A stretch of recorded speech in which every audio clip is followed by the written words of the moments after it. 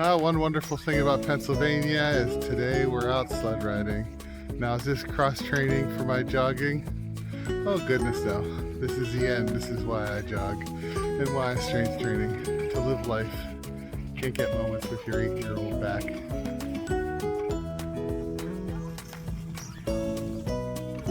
This is our sort of super secret sledding spot.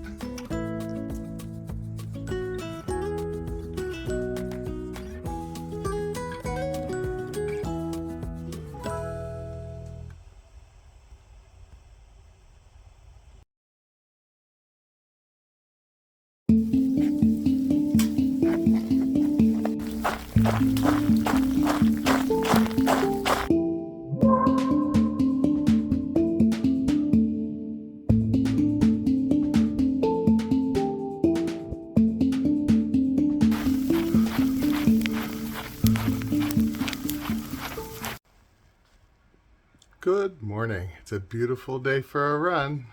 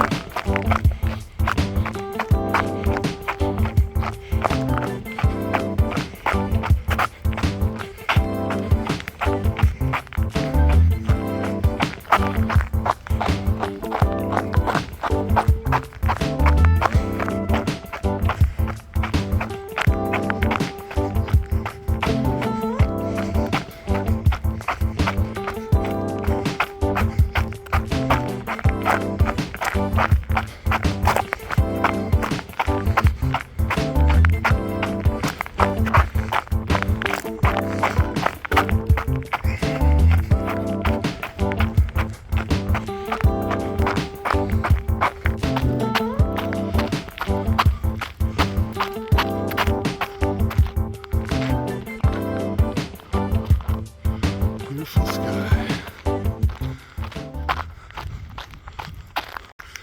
Yeah, there are dietary and genetic and other aspects to longevity, right? But the physical aspects are kind of interesting. The YouTuber and medical doctor, I think, Peter Attia, developed this idea of the Centinarian Olympics. He also calls it the Centinarian Decathlon sometimes, though it's not meant to limit events to 10. But the basic idea is that you label a group of activities you want to be able to do at 100, and then you backtrack, right? You backcast where you're at now. I'm 47, so what do I want to be able to do now that even with natural muscle loss that occurs with time, I'll be able to do that. For instance, one of the things on my Centenarian Olympics, one event is being able to get onto the ground and play with grandkids, great-grandkids, whatever I end up having.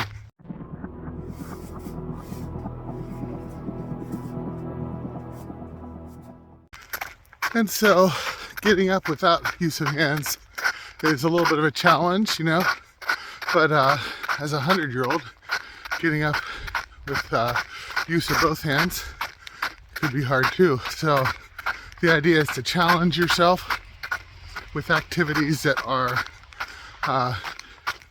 related to those you want to do when you're 100. So as a 100-year-old, I want to be able to run a 5K. Today, I'm going to be training for another half marathon. I've run a marathon, so a lot of that 5K is aerobic development, right? Because nobody expects a 100-year-old to run fast, but if you run that 5K, right, we got 101-year-old, 102-year-old here who runs local 5Ks, you know, and how is that practical? Well, 5Ks have like a community element to it. You have a connection to the community, and being connected to the community is so important for longevity, not just lifespan, but health span, right? How well you feel as you age. So having that aerobic development, but it also has other practical elements. I mean, what if you're in a mall, or I guess you probably won't have malls then, or they barely have them now, or a hotel, right? And it catches fire and you have to jog out of there, right? Rescue yourself so that the fire police can rescue people who are disabled, right? Unable, or I got injured, right? So having that aerobic ability is a big important part of my Centinarian Olympics. In part, also just playing with kids is an aerobic activity. Even sled riding yesterday required some aerobic ability, you know, otherwise we would have gone in far too early for my 8-year-old to enjoy it. And when he has kids and grandkids, I want to be able to go out and do those things with them that I can do with him. So another thing I do now that, in addition to some practical strength, flexibility, and mobility, are just general strength. It's important when you're 100, especially if you want to be independent, to be able to actually lift the things you need to lift. You may not be mowing your own lawn, but there may be a case where you have to pick up a box, put it on a shelf, right? Or you might want to pick up your grandchildren or great-grandchildren, right? So general strength training exercises I do on the machine at least once a week, and isometrics I'm doing every day.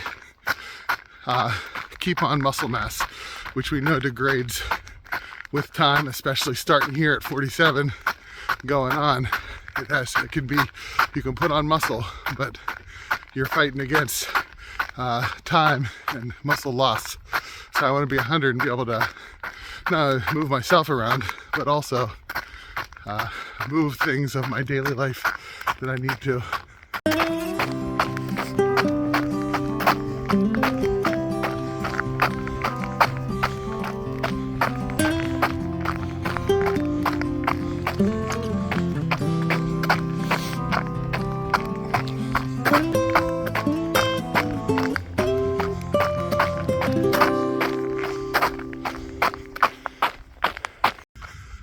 So a great exemplar for me in my goal of longevity, living to 100 and healthy, even if I don't make it to 100, living it, you know, into my 90s and able, and not having a long period of time disabled and unable to do those things that I need to do, was my grandma, right?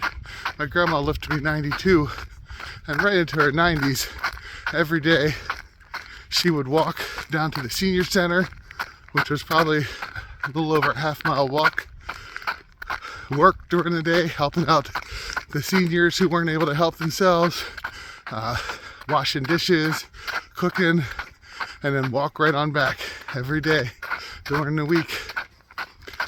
She continued that work. You know, I'm not saying I want to work 40 hours a week when I'm 90, but you know, being able to walk to some workplace and come back, right, every day, that requires the type of mobility that people want to have when they're in that final stage of life. And this is where jogging is a big part of this, right? I do strides and sprints and things like that as well, in addition to the slow jogging, which all develop that, what's generally called the aerobic system. Today is often called aerobic and anaerobic to distinguish, but in the original Ken Cooper stuff, anaerobic and aerobic were like interlinked. You know, they both developed the aerobic system, both activities anyway. So let's just call that the aerobic system, your hearts and your lungs, as well as the muscles required to get around. And Ken Cooper has had a long career and a long life promoting good living and exercise down in, I think it's Texas is where the Cooper Center is. You should look it up. It's still active. Ken Cooper's still active. He gets people doing aerobic exercises even when they're into their old age, and it sees so many benefits for their quality of life. And the same thing, right? We want a long life, but we want a high quality life too. And that's the goal. So, the question of the day, what is in your Centinarian Olympics? What do you want to be able to do when you hit 100?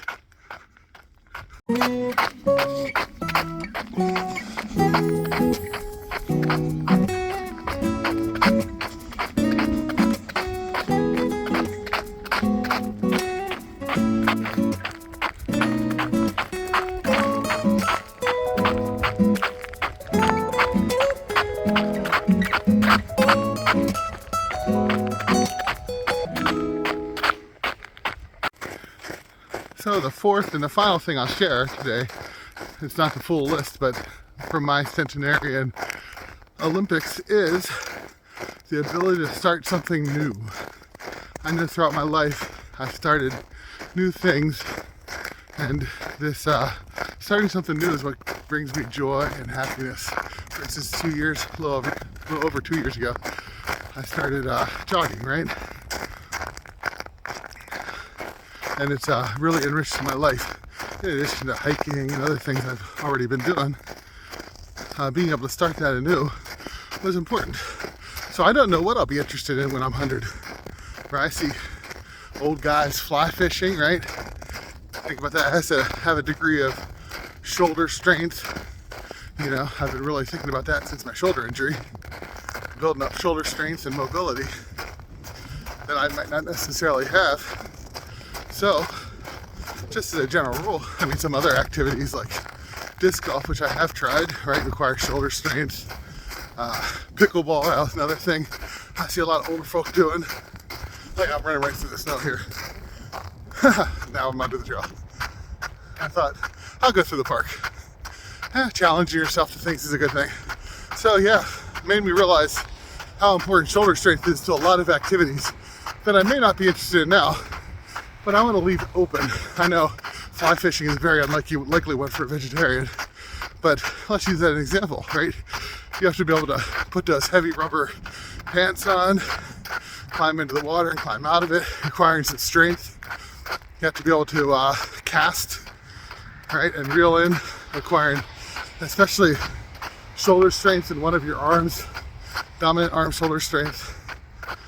Yeah, I mean, I could take up bowling, right? Anything. So that fourth one, right? The one that leaves open room for creativity.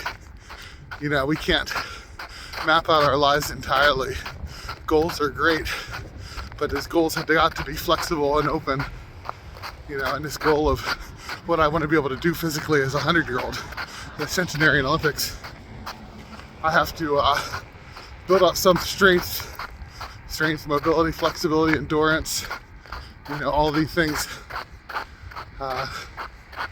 for the unknown.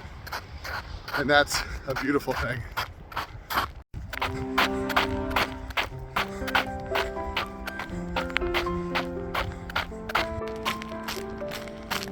Look at that sky.